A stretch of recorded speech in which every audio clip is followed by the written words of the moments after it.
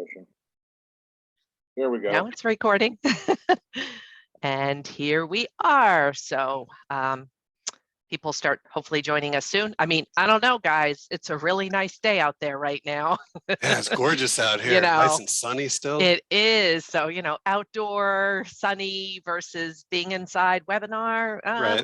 We have some competition today. That's not really a tough choice. I know, right?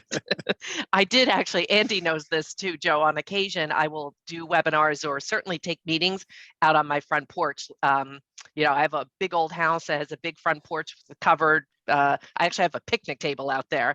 So I contemplated going out there today, but nice. sometimes had it I gets done a little that, loud. we probably would have been able to say hi to some deer in the neighborhood. Oh, see? Wait a minute. How dare they come to your neighborhood? They have nerve. They're hanging out all the time. Yeah. Geez, crazy. Crazy. Where are you, Joe? Right now, I'm in New Brunswick on Cook campus. Okay. All right. Yeah. Very good. Well, I was, I know, on Facebook looking for something. I actually posted something on our community bulletin board where my environmental commission is doing a talk on rain gardens. We actually have Amy Rowe coming in person. Pretty excited. So I was posting it on one of our neighborhood sites, and I noticed, oh, maybe about a half a mile down the road, somebody who lives about half a mile down the road posted about the bear with her 4 cubs. So really? like right down the road. Yeah, it's not the first one I've seen too. I mean, I haven't seen any bear, but not the first post. I've seen quite a few. So yeah, it's that time of year. We had one out near Hutcheson a few weeks ago. Oh my. Okay. Yeah. Yeah. Crazy. It's crazy. I mean, it's beautiful. It's beautiful to see them, but they're amazing you know, animals. They really are. It's, you know, we're so used to the deer and all that. It's like, oh yeah, okay. When the, you know, the fawns are beautiful, but it's just another deer. But when you see a bear, it's like, whoa. Yeah. Bear are cool. Yeah. Very cool. So, we got a lot of bears. Yeah. Yeah. That's right. On your cameras out on your property. Well, I'll just tell a real quick story and then we'll get started. I was at the cabin we have in the Poconos, and I normally when I go for walks, I'll take my dog with me, right? Just because.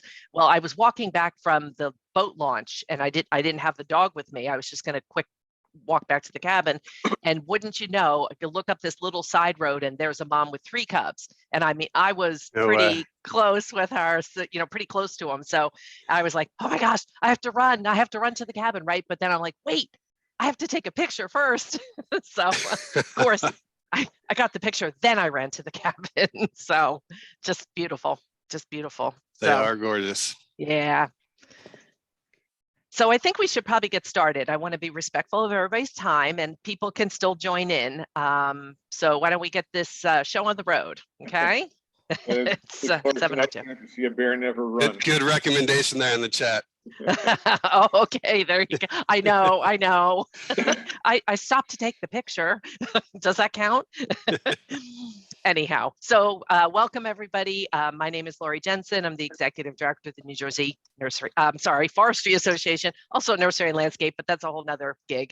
Anyhow, we're glad you're here tonight, and just a little housekeeping, I guess we can still call it. Please stop by and say hi to us in the chat, like some have already done, and we'll come back and say hi to you as well. If you have any questions during the presentation tonight, just pop them in the Q&A. And Joe said that he is happy to take your questions at the end of the presentation. So pop them in the Q&A at any time and we'll address them at the end. Without further ado, Andy, how are you tonight? Good. How's everybody else doing? Pretty good. Back at my estate, you know, yep, things are looking good. So, all right, I'll move over to the next slide and let you get going. Maybe, yeah.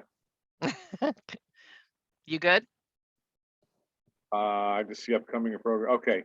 Yep. Good evening, everybody. I'm Andy Kim, president of the New Jersey Forestry Association. Thank you all for joining us. This is the Backyard Forestry Online, which we do every 3rd Thursday of the month. And you know, we've been doing this now for a couple of years, and it's been a great program. So thank you all for joining us. So our next one will be June 16th, and that particular session we're going to have Ethan Tapper, who is from Vermont, He's a forester up there, and he has a interesting take on forest management. So really, forest management is changing as the society changes. So Ethan has a really good take on the modern day forest management. So we hope you can join us on June 16th. And I'll just mention that registration for that will be coming in the next couple days. So I'll get that up as quickly as I can. So as you all know, we've shown this before. New Jersey Forestry Association is a nonprofit tax-exempt organization. We are the voice of woodland owners in New Jersey. That was how we were originally founded, to be the voice of woodland owners. But we are beyond that now. We are not just the voice of woodland owners. So when you join NJFA, there are a variety of benefits. We do have a quarterly newsletter. We have our website.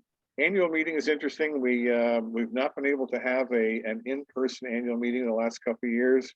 We have had a couple of virtual meetings that have been for members only. We're hoping that maybe in 2023 we can get back to an in-person. And one of the things we may do this year, the board of directors is looking at an outdoor in-person event sometime September, October. So stay tuned. We may be announcing something on that. We also have the New Jersey Woodland Stewards Program, and again, the last couple of years, that's been tough. The Woodland Stewards Program is an in-person 3.5-day program. Last year, we had a 1-day program just to get everybody together. It was not the overnight stay that we usually have, but we're hoping to get back into that later this year. This is the Backyard Forestry in 90 minutes. I've been doing this for quite a while. Again, originally it was in person. Now we're doing it virtually. And one of the great things is that the Forestry Association recently received a grant, which we may be able to make it a hybrid where it will be in person and virtual. So we're looking at being able to do this backyard forestry stuff. In addition to that, we are representatives for landowners in terms of stewardship, taxation, legislative monitoring. We have about a year ago, we joined the Green Industry Council, where we have a voice in Trenton, and we have people who are monitoring legislation that is important to woodland owners and woodland stewards. So that's been very important. There's several bills that have been introduced in Trenton that we are tracking very, very closely. There also is a committee that was formed by State Senator Smith. And we are pleased that one of the directors, Andy Bennett of the Forestry Association, is one of the co-chairs of a committee that's looking into forest management on public lands.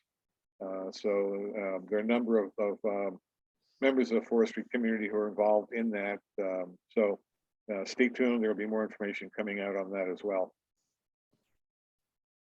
So in addition to representing the interests of woodland owners, there are a lot of reasons for people who are not necessarily a woodland owner to join.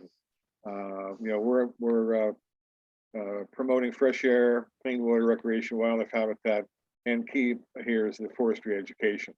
There are a lot of things that we try to do to make people more familiar with sound management of forests, scientific management, and that's all part of what we can do. So anybody who's interested, we do encourage you to join the New Jersey Forestry Association. So if you're not a current member, you can go to our website, newjerseyforestry.org. There is a membership application there. So we do encourage people, if you do have interest in forestry and want to learn more about how to protect our forests, please join us. We look forward to having your membership.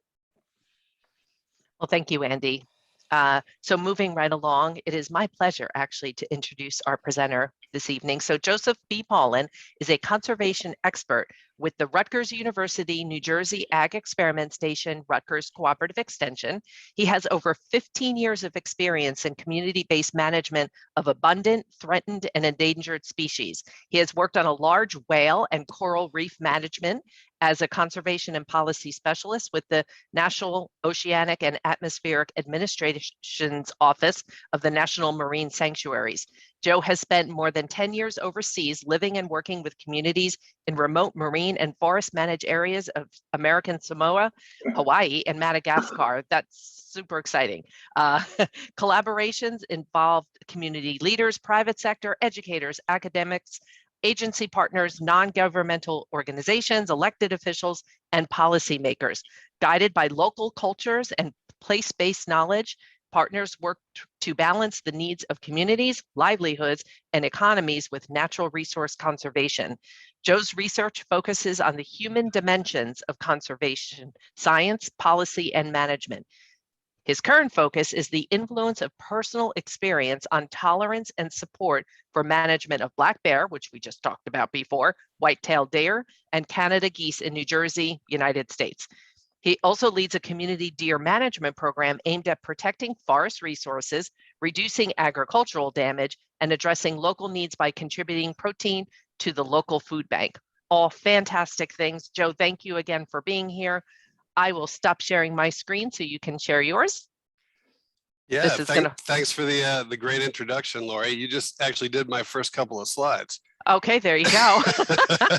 It was just so fascinating. I couldn't stop myself. So, but it's all good. So no, that was great. And okay, you know, so I'm sure many of you were wondering, or would have been wondering, like why you were seeing a slide with Madagascar and turtles and crocodiles, like Lori was saying, as well as my work that I've done in New Jersey that focuses on human dimensions or human interactions with wildlife. I've also spent a considerable amount of time living overseas in places like Madagascar, working in communities, studying the influence of traditional belief system.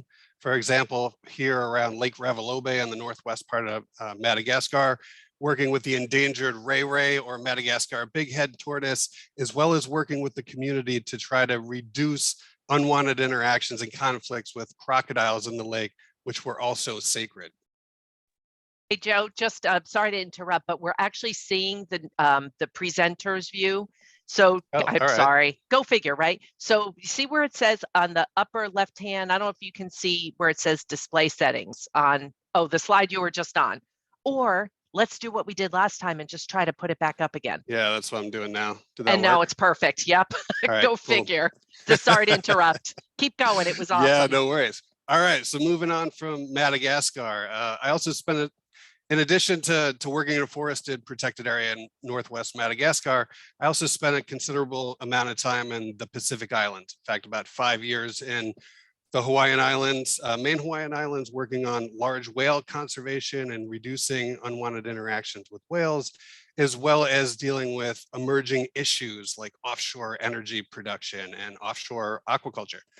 Then I ended up moving down to the South Pacific and worked in a national marine sanctuary in American Samoa, where we worked with communities that relied on the reef for the fish to put food on their tables on a daily basis. In fact, if you look up in the top left-hand corner here, you see a diver on an operation that we worked on jointly with Office of National Marine Sanctuaries, the American Samoa government, and the National Park Service, where we brought specialized divers down to the islands to actually remove crown of thorns starfish, or sea stars, which they're more commonly known as. Many of you may have heard about the damage they've caused to the Great Barrier Reef in Australia, where we had high levels of the sea stars. It outbreaks in American Samoa.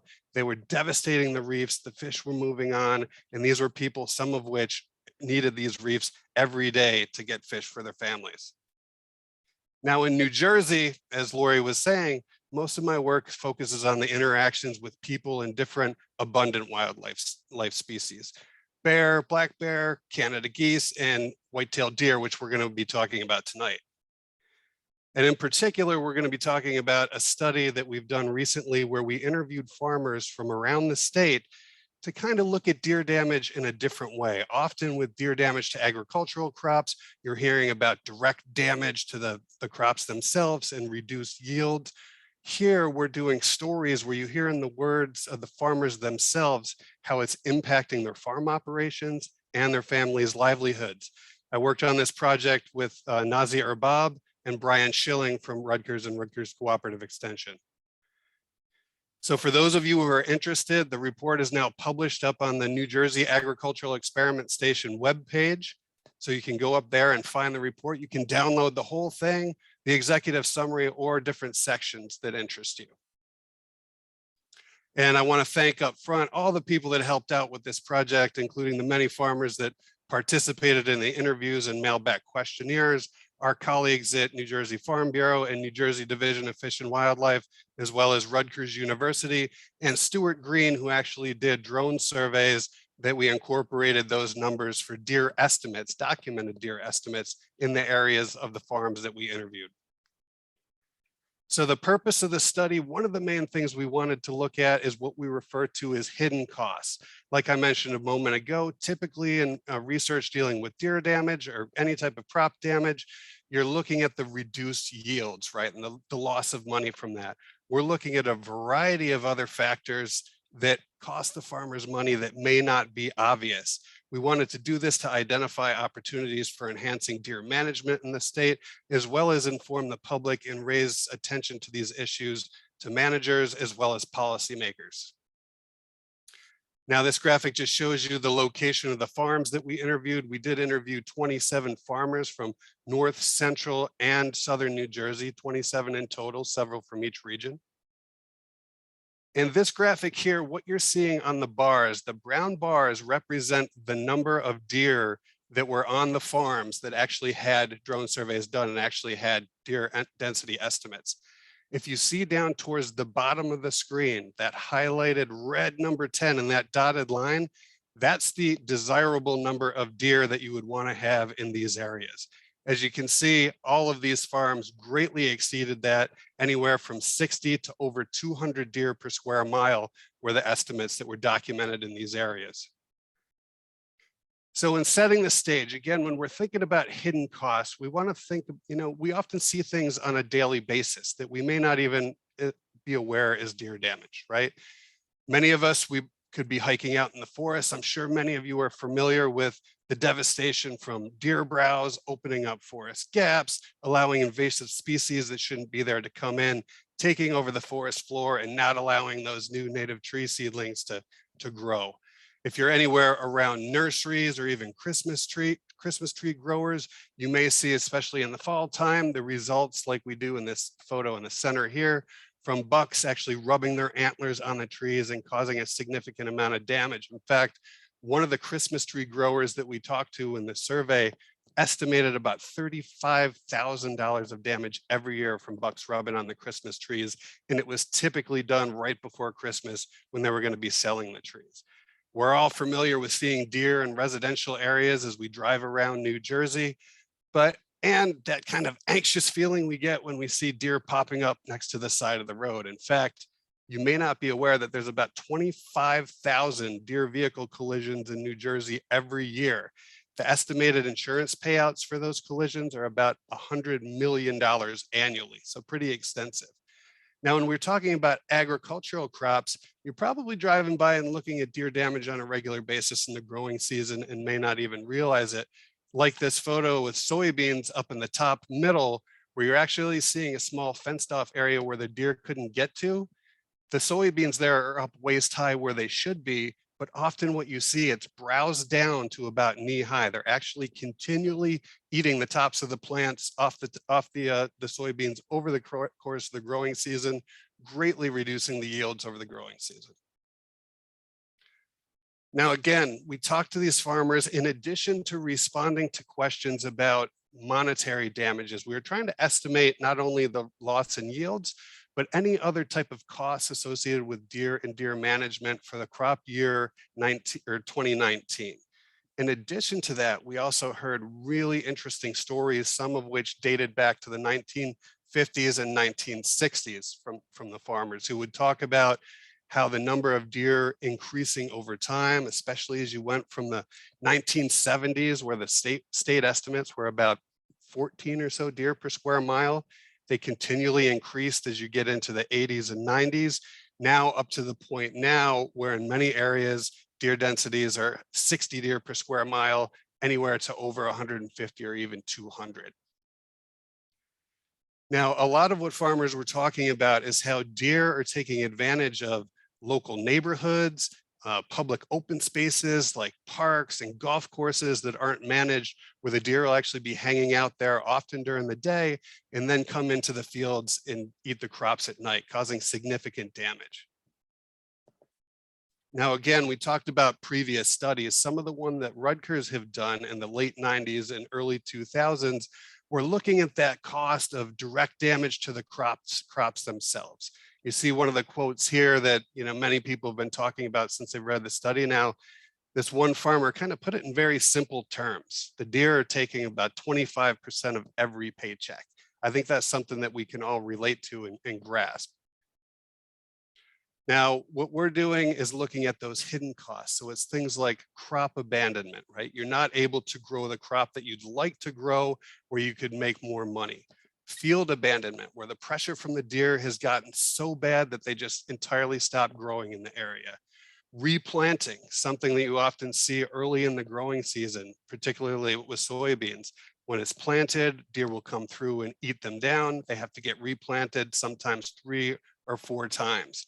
Rotations are affected. Farmers often can't rotate the crops at the way that they'd like to and need to because of the deer presence, and that often leads to significant damage to the soil, which leads to additional costs of fertilizers and chemical herbicides that have to be used over the course of the growing season. Now, the estimates that we could get for some of these hidden costs, because many of the farmers just didn't even know where to begin. Crop abandonment, right? Not being able to grow your preferred crop. You can see that was a pretty substantial cost in this group, over $350,000. Fencing is one that you may have heard about recently. The state just has a great program where they made $1 million available to farmers in a cost sharing program to put up fence in their areas. Fencing is really great at keeping deer out of high value agricultural crops like vegetables. It's also very expensive. For just the 10 farmers that we interviewed that had implemented fencing, the cost was over $200,000. And they also talked about other things like costs like implementing management, as well as the costs of those chemical fertilizers and herbicides that we talked about. Now, just for this group of 27, the deer damage was almost $1.3 million. That's the minimum estimate. If you look at the report, there's also a maximum estimate reported. If you add in other wildlife damage, primarily Canada geese and groundhogs and blackbirds, that number goes up by almost another $100,000. So you can see these hidden costs that we're talking about are pretty significant. There's also emotional costs. We talked with a lot of people who would go through stories of, putting all their time and their energy into prepping a field and planning and planting, and then watching it really start to take hold and become successful. And then a group of deer would come through and eat it down to the ground in a matter of weeks. Some farmers, multi-generational farm families, told us stories about whether they just don't know if they can continue, and they're considering calling it quits. Now, these are farmers that many of us depend on to help us put food on our tables on a regular basis. Historically, looking back over the years, we heard a lot of stories about how when farmers were young, it was rare to see a deer. It was a very exciting experience. You call your friends and your family out, you'd take photos of them. But then as development increased and the landscape became more fragmented, more neighborhoods and kind of open spaces where management practices that were traditionally used for managing deer, like regulated hunting, weren't able to be done in as many areas, those deer numbers started increasing and taking refuge in these neighborhoods and public open spaces. The problem started getting really bad, especially as we got into the late 80s and early 90s. In fact, some of those mature does you're seeing right now, it's very common to see them with 2 fawns per year. We're seeing a lot now with 3 fawns per year too. So you can see how those numbers can increase relatively quickly. Now, when we are looking at farmers' perceptions about, are deer a problem in their area? Are there too many? All the farmers we talked to said there were too many in the immediate area. In fact, the one that said there wasn't too many on their farm was a farmer who had a small 6-acre property that he was able to just totally enclose in deer fencing. So that particular year, when we talked, they weren't a particular problem on his farm that time.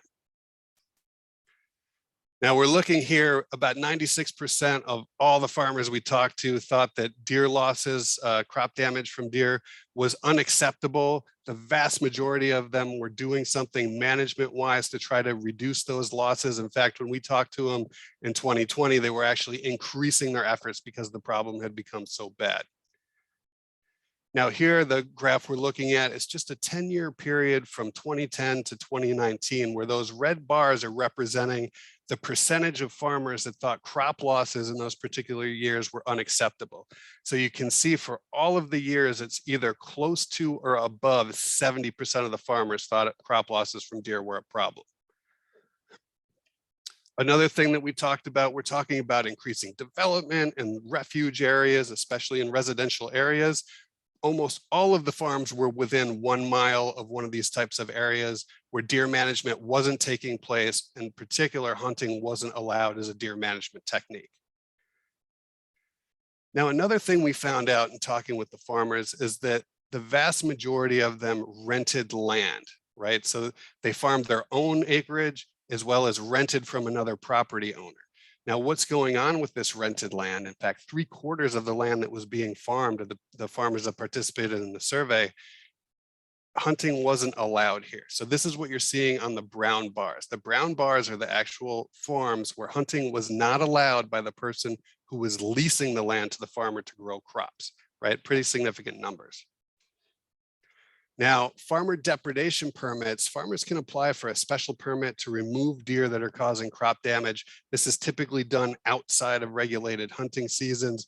During the growing season, obviously, when damage is worst. So the bars here are flipped. So what we're looking at here is the bars are representing farms where rented land where depredation permits were allowed. But if you see the first 6 farms there where there's a 0 value, for those 6 farms, the landowners that leased the land weren't allowing the farmers to apply for these permits to reduce deer damage to their crops. So they were getting the benefit of the rent from the farmer, but then weren't allowing them access for management techniques. And getting into specific management options that farmers were implementing, all of them on their own properties or on the rented properties where they could, were either hunting themselves, or for those that didn't hunt themselves, were allowing friends, family members, or other people in the community on the property to hunt deer to try to reduce the numbers and decrease their damage. You can see about 40% applied for depredation permits. 30 or so use fencing. The high tensile woven wire 8-foot fences, and we'll see photos in a moment, are the ones that were most effective. As far as chemical repellents, none of the farmers that we talked to that actually had used them saw them to be effective over time. It was more, they found it more practical for small kind of backyard plantings because they'd have to be reapplied over and over again every time that it rains, and they get very expensive very quickly. Harassment techniques used to try to scare deer out of the area was also something that they found ineffective and very time consuming. Now, we were invited by New Jersey Farm Bureau and the Assembly Agricultural Committee to actually present preliminary results while we were doing the study, as well as colleagues from other universities in New Jersey, Raritan Valley Community College, University of Wisconsin, and local farmers and managers who actually provided testimony on the various ways deer are causing damage to farm operations around the state and in the country. Now, you'll see in the report, the farmers actually provided several recommendations on ideas they had for enhancing deer management in the state. One of the main ones was bringing people together, people that live in these communities, land managers and decision makers, to discuss on ways that they can reduce the damage, not only to farms, but to residential landscape damage, to reduce safety concerns like deer vehicle collisions, and reduce that crop damage that's negatively impacting farmers' livelihoods throughout the state.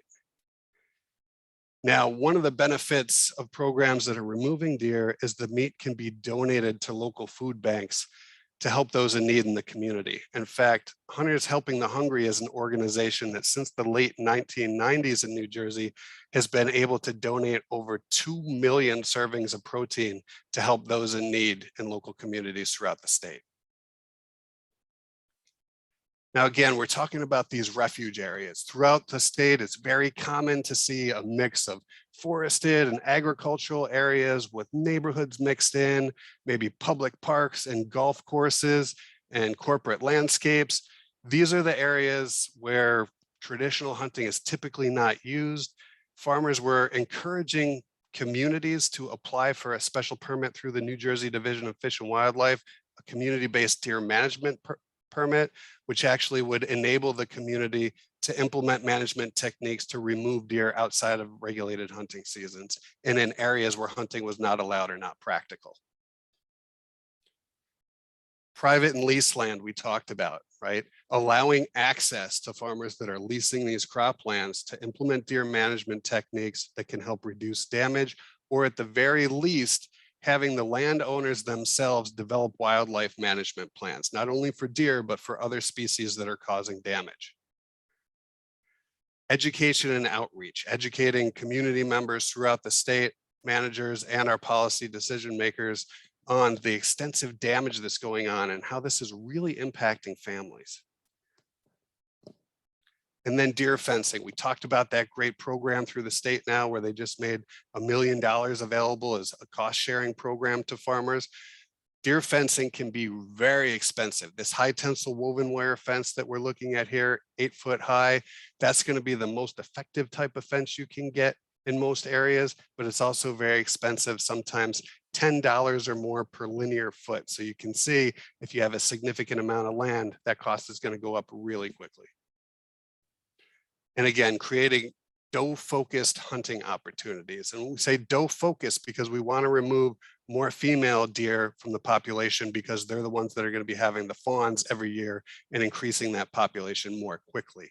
They wanted to expand opportunities for hunting during regular seasons, including hunting on Sundays, and then streamlining permitting process, right? We have many deer management zones throughout the state, and something really great that the Division of Fish and Wildlife did this past fall is they actually created a multi-zone permit where much of the area where the management goal is to reduce deer in central Jersey, people can actually apply for one permit and hunt in multiple zones, making that part of the process much easier now.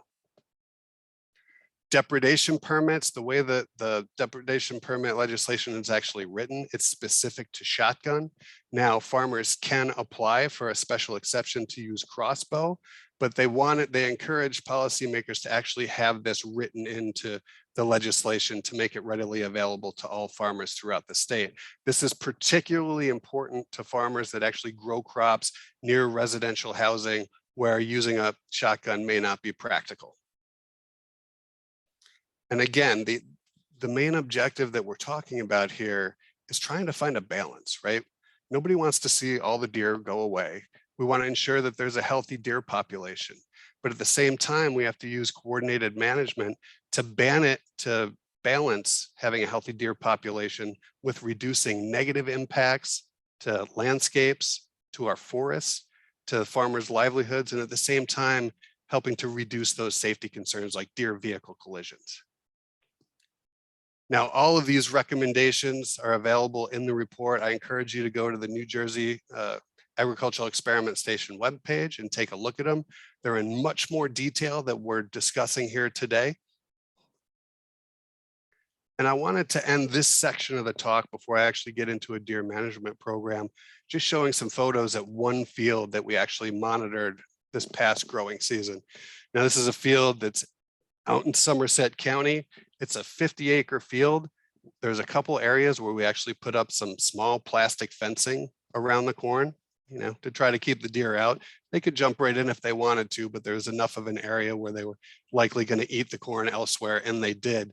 So you can see in this photo on the right, where you have in the corner that taller corn, that's what the corn should look like right before it was going to be harvested in December.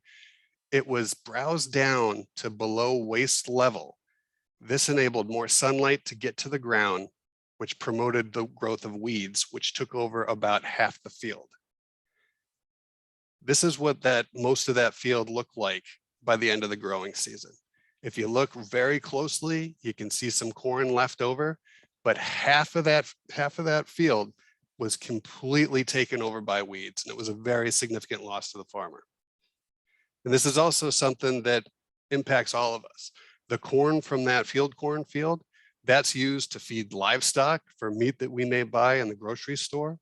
It's used to produce corn oils and cereal, as well as farmers that produce other crops. When there's significant damage, those costs are also going to get passed along. So this is something that we often don't think about, but it does impact all of us. Now, I want to shift gears for a few minutes now. We just talked about a study looking at extensive damage to farms around the state from deer damage. Now I want to shift into a forested research area in Somerset County, where we've been working with the community on deer management there for several years now, the Hutcheson Memorial Forest. So the Hutcheson Memorial Forest is over 500 acres. It's a mix of fields, agricultural areas, as well as forests and several different properties in Somerset County. We have a lot of deer out there. One of the really interesting things about Hutcheson is there's been extensive research done there. There's been over 250 publications in scientific journals. There's been extensive studying of the vegetation and changes in the vegetation that go back to the 1950s, where we can actually see how the vegetation has changed over time, especially in the last 30 years or so, as the deer numbers have gone way up. Now, if you look back in the 1960s, this photo up at the top, you can see that the understory, there's a lot of tree seedlings coming in. It's really healthy. But as those deer populations increase, what we're seeing in those bottom photos from just a few years ago are bare gaps, or many of you are familiar with, I'm sure, Japanese stilt grass, which often takes over the understory in the forest every year.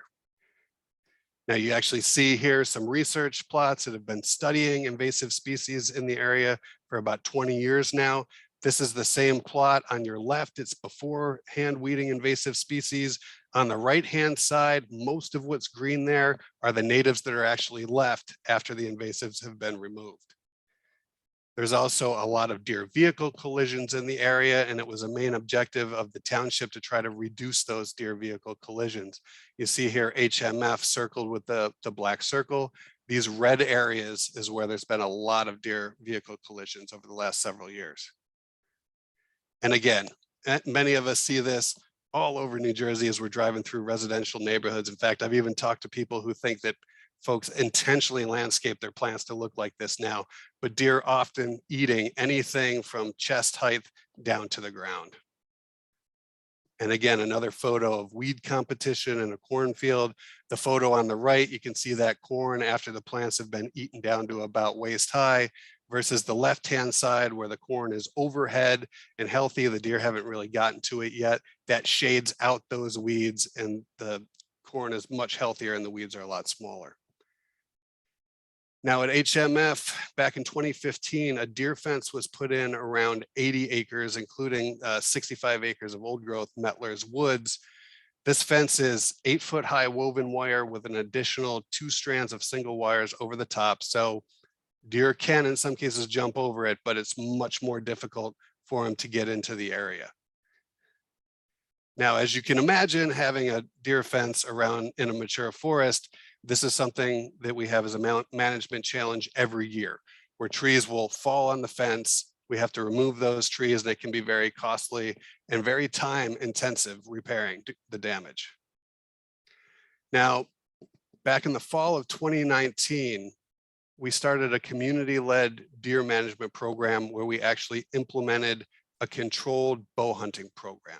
And what I mean by controlled is this was done during regulated hunting seasons, but people had to apply to the program.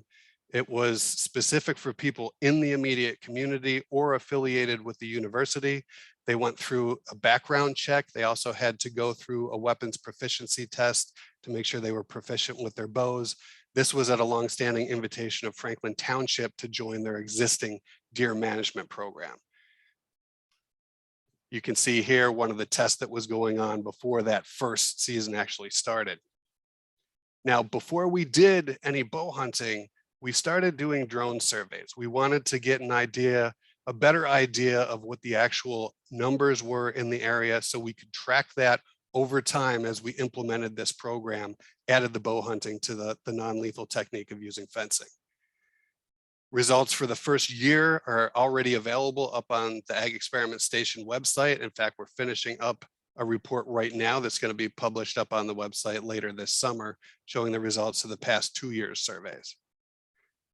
Just to give you an idea, this is the area of HMF. Each one of these dotted circles was actually a launch that we did that night on the first surveys. And for those first ones, we were actually looking for a main area, core area in Franklin Township around Hutcheson, as well as parts of Hillsborough. For those of you who've never seen what it looks like doing the drone surveys when Gene's up flying, this is what he actually sees on his screen. So you can see the heat signatures of the deer under different filters. These are typically done from late fall to early spring when there's no leaves on the trees, so we can actually get a better reading on the heat signatures. Once the trees leaf out, it's much more difficult to see them, and in many cases, impossible to see them. At that time, there was about 150 deer per square mile in the immediate area around the forest.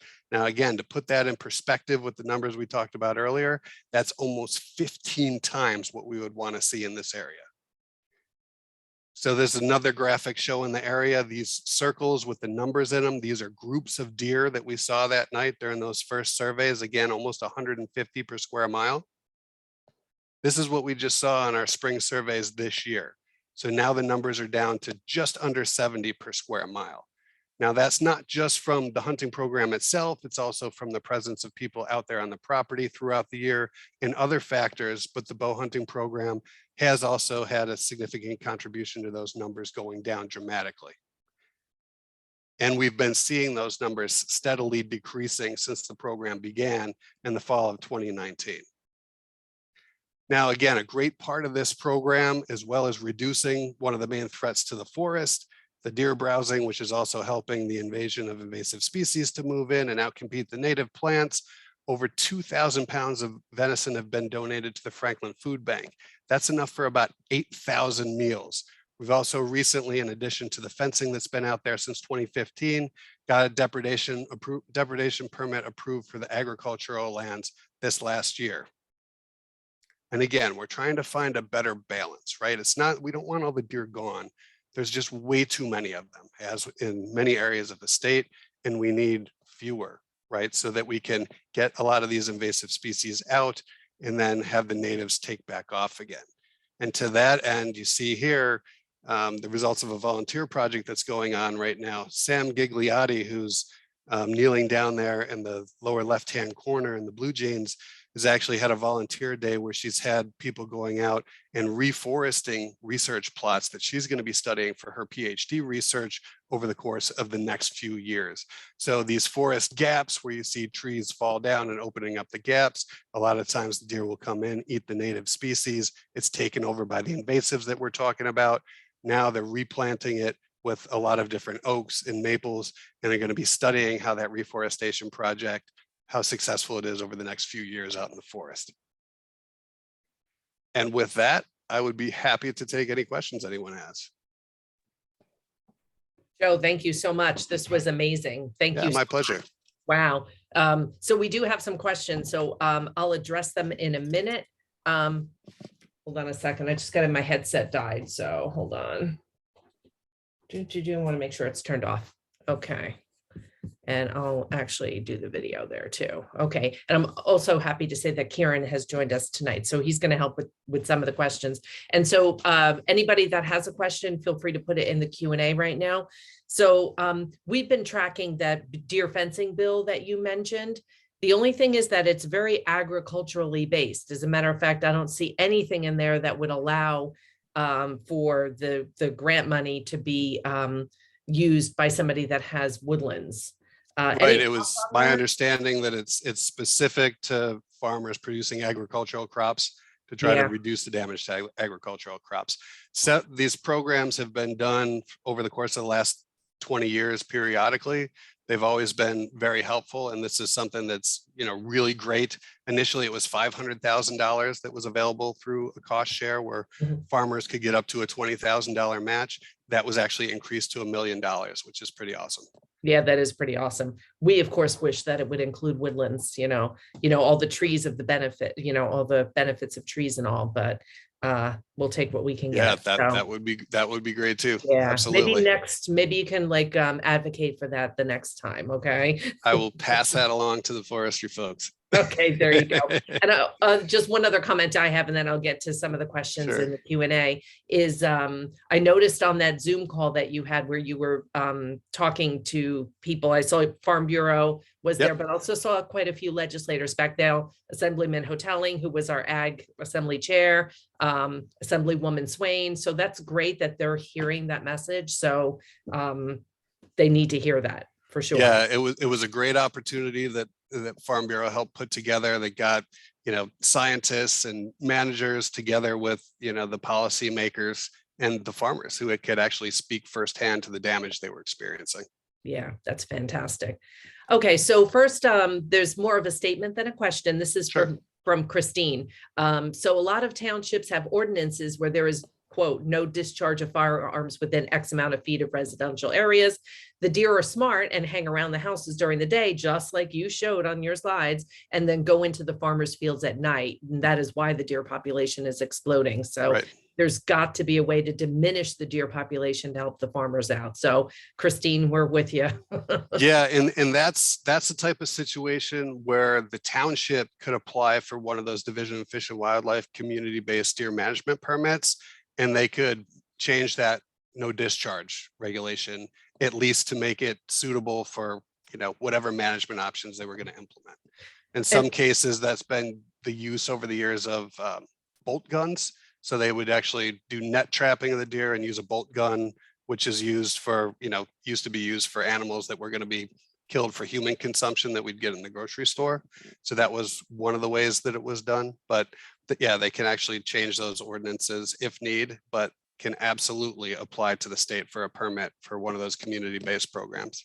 Okay, and actually that was going to be my second question. So that's a nice segue is, so that might be something that we as the Forestry Association could then encourage, right? To have more, this is really the first time I've heard about the community-based deer management programs. Yeah, absolutely. And if you go to our report, there's a link to Fish and Wildlife's page where you can get information, but they have a great report up on the Division of Fish and Wildlife website where it actually details this program and all the options that are available that communities can apply to under the permit.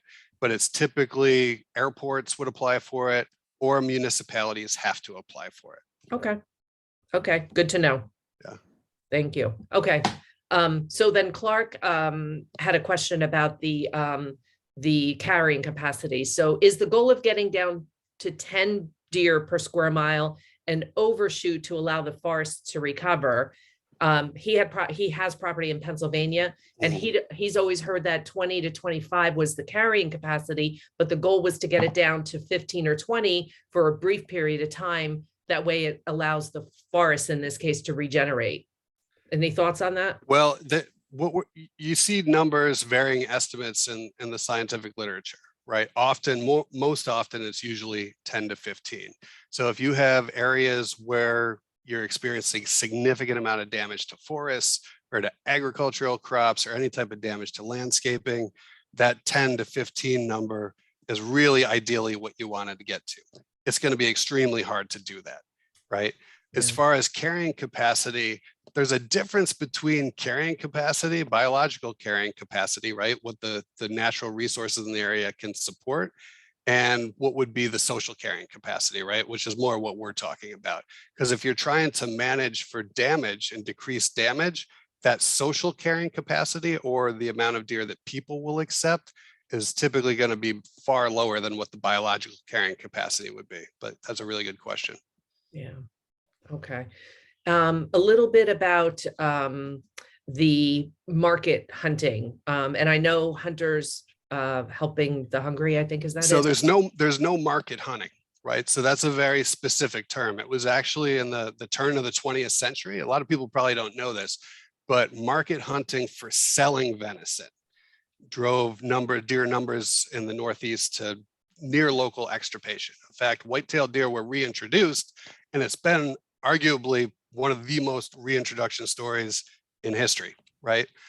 So venison donation, what we're talking about, if we're talking about the controlled hunting and then venison donation, that's just something really positive that can come out of these controlled hunting programs that reduce deer in the area, and then the venison can be donated to benefit the local food banks and those in need in the community. So it's not market hunting, it's not selling anything, it's actually the hunters that participate in these programs donating the actual venison.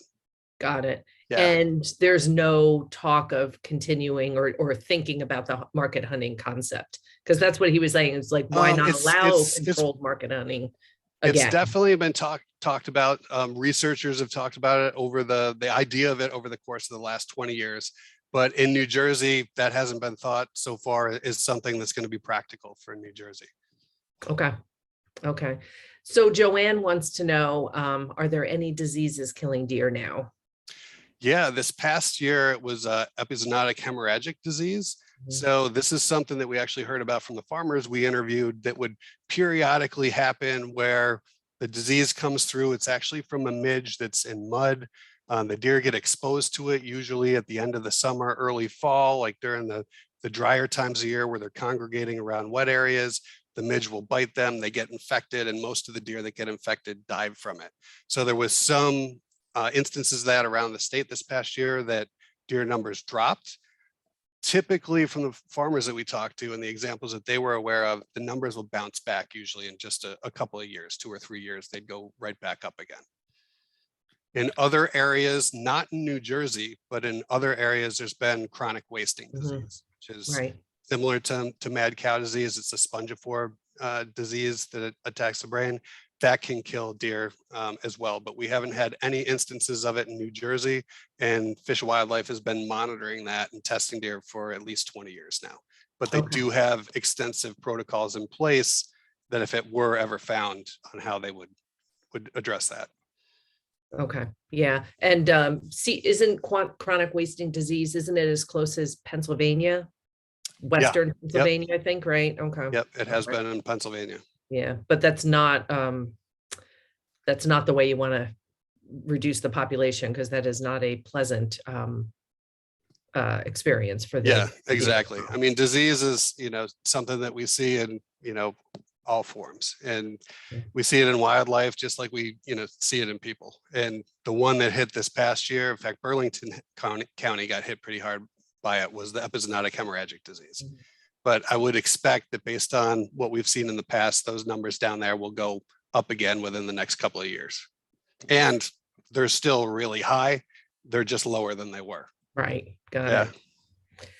Okay. So Diane wants to know if we have coyotes, and I'm going to say that absolutely, we do, because I hear them sometimes at night. I can send you some pictures. In fact, the camera traps we have out in HMF, I see them on a regular basis out there, coyote as well as fox. That farm field that I showed some pictures of that we were monitoring last growing season, coyotes regularly visited that field. And, it's within a stone's throw of residential areas and schools. And yeah, they're around. In fact, it's really cool when we're out doing the drone surveys at night, you'll often hear them howling, which is pretty neat when you're out all night long doing these deer surveys. Wow. Yeah. I guess they don't really help with the deer population problem though. A little bit. I mean, we have seen last year when we got really high snow, I did see some evidence out in the forest that deer that likely got caught in the high snow that some coyotes got. Every once in a while, we'll see evidence of that where a deer, appears to have been eaten by some coyotes, but it won't be at a level where it's going to cause any type of significant population reduction. It's typically the smaller deer. How about bears? Bear can, again, it's just not something you're going to see at a level that's going to significantly reduce the population. So Ronald made a comment. So what can he do in a 400-acre county park surrounded by suburban homes with more deer in the residential areas? Had a little suggestion in his comment to birth control. So any comments on that? The thing with birth control is, it's been studied extensively and published for decades in the scientific research, and there hasn't been any studies that show that it's it's shown effectiveness for free ranging populations, right? So that's open areas. Like if we go out to an area that's not fenced in where deer can move in and out, it hasn't shown effectiveness. Typically where you hear people citing effectiveness of these programs, they're either island populations or areas where the deer are fenced in and other deer can't move in and out of the area. So yeah, but I would say if they're able to in the park to have a bow hunting program, you know, that's something that we've seen very successful at Hutcheson. We've also seen other programs around the state who have had great success with this. Okay, fantastic. And I did put in the comments too, I'm going to, when we send the recording of this to everybody that registered, I'll include links to the report on Yeah, that would be the great. Rutgers. Yeah, and maybe even a link to the Fish and Wildlife page that has information about the community-based deer management. Yeah, absolutely. program. They have So I'll a include ton that. of information on management of all New Jersey wildlife species and some really great stuff about deer, the different management options that are available to farmers, to communities, and just some great information about the biology of all these species. So yeah, check it out. They just did a really nice update to their website. It's really cool. Good, great. So Christine was commenting about, you know, the virus and microbes that we were talking about, the CWD and the other one, so that it does attack them, making them die a painful death. So in a roundabout way, this isn't helping to diminish the population. What you're seeing is like what you mentioned in Burlington County, that it might diminish them temporarily, not even enough that's relevant, but they come back within a couple of years. Yeah, Right. that's what we've heard from the farmers that we've talked to who've watched this happen, you know, over many decades. We definitely saw a lot of the hunters that participated in our program this past year saw what they thought could be, you know, death from epizootic hemorrhagic disease, dead deer with no clear signs of death. Could have been hit by a car maybe, but there wasn't any test done to know for sure. There has to be an actual test done in the lab to show that it's the epizootic hemorrhagic disease. But yeah, again, like you said, in areas where it's happened traditionally, the numbers will go up again within a few years. And numbers are still real high, higher than you want, Right. just lower than they were, which were extremely high. Right. Okay, I'm going to touch upon market hunting again, just so I can read the comment, so you can hear what he's saying, and then any thoughts or further observations, because Rachel was also asking about this. So what Jim had said is like, why not allow controlled market hunting for deer with crossbows? Allow the meat to be inspected and sold in local markets and restaurants. Venison can be prepared as a very healthy alternative to other meats and could lead to more interest in eating venison that could lead to more interest in hunting. Market hunters could make a living doing this. These individuals could be vetted for skill, safety, and professionalism and licensed by the state. History tells us that market hunting works. Yeah, I mean, it's an interesting idea, and he's definitely not alone. I think a concern with market hunting is that there could be exploitation. Of course. One of the recommendations that the farmers we talked to made, which I think could be a really good answer to help address this issue, is expanding those venison donation programs. So another cool thing that happened last summer, and this was a project that Hunters Helping the Hungry, Department of Ag, Fish and Wildlife, and Farm Bureau worked on, maybe some others I may be leaving out. They actually got the trailer. Yeah, the mobile trailer. So usually when depredation permits are implemented, it's in the summertime, it's really hot. If you can't get a deer to the butcher straight away, it's going to decompose before the meat can actually be donated. So they bought this mobile trailer that can move around from farm to farm, where farmers can remove deer with their depredation permits, store them in the cooler, and then when they get several, can actually take it, have it butchered, and then have the venison donated. So expanding opportunities like that was one of the main recommendations in the report that from the folks that we talked to. It's also increasing the number of butchers in the state. Right now, there's less than 10, I want to say, approved butchers that can actually do this, where the venison can get donated to food banks. And the further north and south you get, it seems like people have to drive further. So that's something else that would have to happen to expand those types of programs. But the venison donation could, and not only depredation permits, communities that wanted to implement those community-based programs, this is another avenue that they could take advantage of. Yeah. Okay. So reducing the number of deer that are causing the impacts that they don't want, at the same time while benefiting folks in their own community that are in need. Okay. Question about that whole process. Who pays for the butchering when the hunter's helping the hungry? So a farmer or a hunter donates the deer. It who has takes it from there? been, so when Hunters Helping the Hungry has had funds, periodically the state will donate funds to the program. A few years ago, they donated $100,000.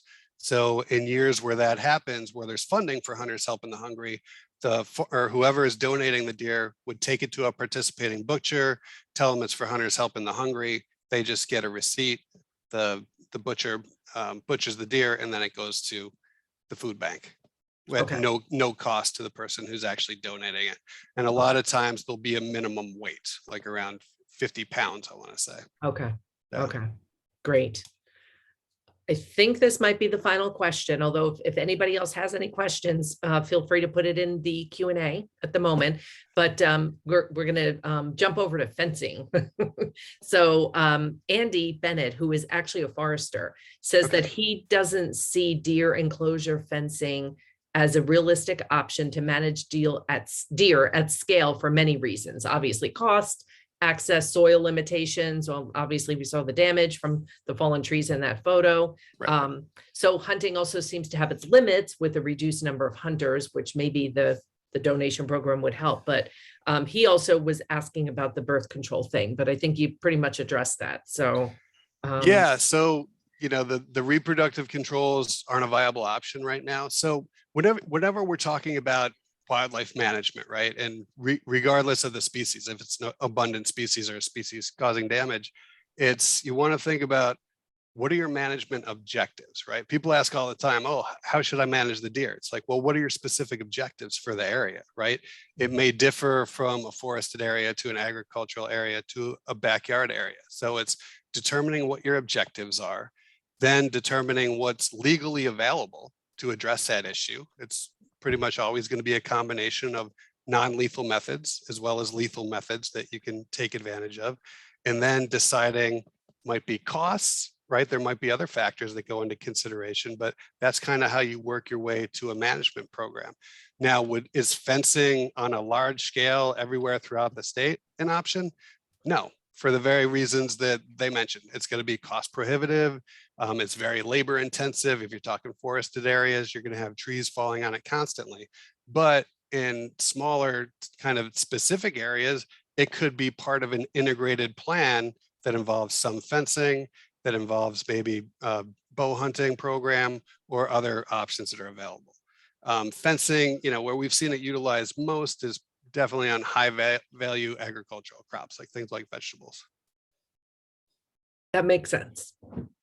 That makes sense. Yeah. Okay, I think that is it for questions. I think one of the things we need to do is we talk about the deer depredation permits on agricultural land. It would really be great if they would forested. Sorry. Some of the depredation permit programs I've seen really limit, like a hunter can only take one deer. I mean, that's not going to do much. Yeah, I mean, that would definitely help. I mean, dealing with it in kind of these open spaces where management traditionally hasn't happened. So open spaces, public open spaces, especially townships, right, where hunting can't take place. The way that New Jersey has been developed, that's definitely going to be an important part of deer management going forward if we really want to reduce the numbers and reduce the threats to the various ecosystems and damage to the forest that we see. You're muted, Lori. Sorry, I got a tickle in my throat, so I didn't want to cough too much in front of everybody, but that actually just goes back to encouraging more of those community-based deer management programs. Yeah, and visit Fish and Wildlife, look at the various options. I'm happy to talk to anybody if you're thinking about any type of deer management or other wildlife management on your property or in your township. Contact me. Lori has my email address. I'm happy to talk to you about it for your specific situation, and we can kind of work our way through some of those things that you talk about. You know, what are your issues? What are your needs and your management objectives? What options are available to you? And then kind of other things that might limit it, like costs or what you can do on the particular property and things like that. Thank you. That's a very generous offer. So if it's okay with you, I will include your contact information on our follow-up email. Yeah, absolutely. Oh, Please thank you. That's great. Great. Well, thank you again. This was fascinating. Just great presentation, great information. It's been great spending third Thursday of the month with you. So yeah, it's my pleasure. Thank you for the invitation. Oh, absolutely. Any parting comments, Andy, before we wrap it up for the night? No, I think it was a wonderful presentation. Yeah, as I say, the woodlands need more support from our legislators that we're not getting yet, but we might get there. You know, with the Senator Smith program going on, maybe we can encourage the legislature to allow depredation permits to be more aggressively utilized on woodlands.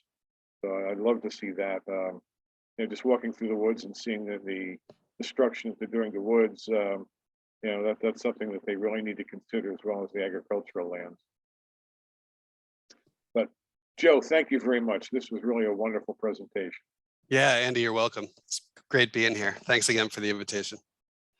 Okay, well, we hope we see everybody again next month. A presentation by Ethan Tapper. Again, I'll include a registration link when I send the follow-up email, and it'll include Joe's information and a couple links, and we will hopefully see you again next month then.